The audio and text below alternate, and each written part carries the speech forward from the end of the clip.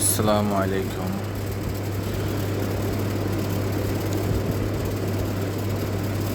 যেখান থেকে শুনতেছেন, এখানে যে অবস্থায় আছেন, আমরা যারা প্রবাসী আছি, আমরা কারো পরিবারের সাথে যোগাযোগ করতে পারতেছি না।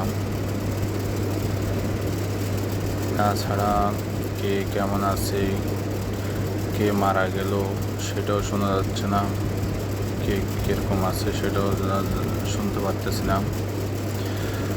বাংলাদেশে ইন্টারনেট সংযোগ বন্ধ করাতে যেমনটি ক্ষতিগ্রস্ত আমরা প্রবাসীরা, আমাদের পরিবারগুলা কেউ কারোর সাথে কোনো যোগাযোগ করতে পারতেছি না, সেটা এক কথা। এর বাইরে তাছাড়া সমস্যা শুধু একদিকে না, লস হচ্ছে দেশের। ইন্টারনেট সুবিধা বন্ধ থাকাতে কোনো অফিস আদালত কোনো কিছু চলতেছে না।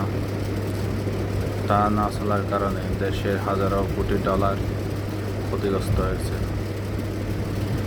মানুষের জমানো অর্থ